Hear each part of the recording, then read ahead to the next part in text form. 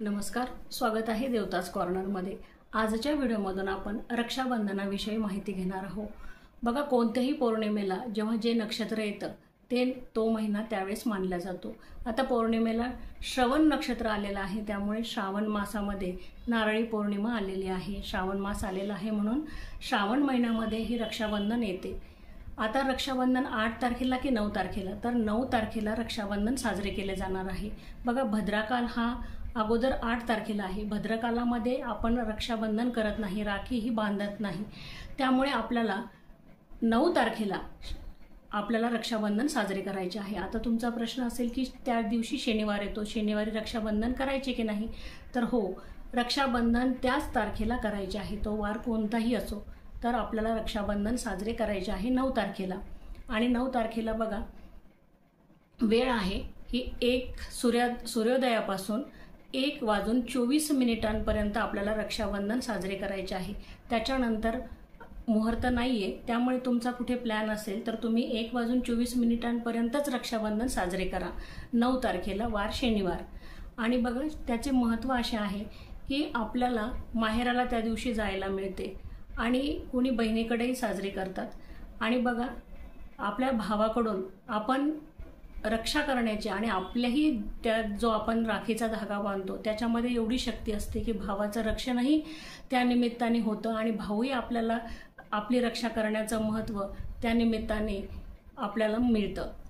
आणि दुसरी गोष्ट की माणसाच्या हातावरती येथे मंगळ असतो आणि बायकांच्या इथे हातामध्ये बघा शुक्र असतो, म्हणून मंगळ ग्रहाची जे दोष आहे तो कमी व्हावा आणि शुक्राने मंगळावरती मात करावी, म्हणून तर आपल्याला हा खरा राखीचा धागा बांधला जातो।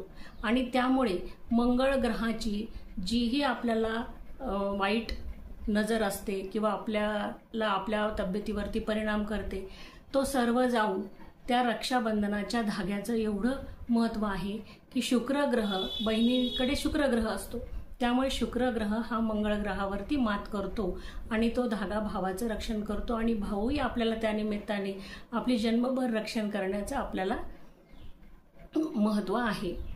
त्यामुळे तुम्ही बघा, आणि आपल्याला इथूनच आपल्या पूर्ण नसा हे आपल्या शरीरामध्ये पांगलेल्या असतात, त्याच्यामुळे मंगळ ग्रहाची जेवढी तीव्रता आहे ती शुक्र ग्रहामुळे कमी होते, असं त्यामागे कारण आहे।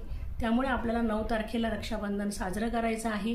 आणि राखी कोणत्या प्रकारची बांधावी? तर बघा, आता अगोदर तर एक छोटासा गोंडा यायचा आणि तो बांधायचा धागा, परंतु आता वेगवेगळ्या राख्या आहेत आणि राख्या इतक्या मेहनतीने तयार करतात, तर त्यामुळे आपल्याला जितकी सुंदर राखी घेता येईल, जशी शक्ती असेल तशी आपण राखी घ्यायची आहे आणि भावाला आपल्या प्रेमाने बांधायची आहे।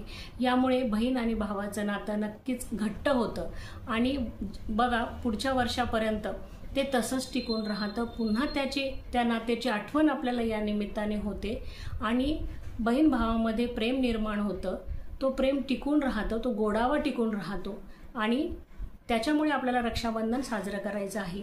त्या ग्रहाशीही संबंधित असं रक्षाबंधनाचं महत्त्व सांगितलं गेलेलं आहे, त्याच्यामुळे असं रक्षाबंधन आपल्याला साजरं करून 9 तारखेला साजरं करायचं आहे आणि बहीण भावाचं नातं घट्ट करायचं आहे। माहिती आवडल्यास, व्हिडिओ आवडल्यास चॅनलला लाईक करा, सबस्क्राईब करा आणि कमेंट करायला अजिबात विसरू नका। धन्यवाद।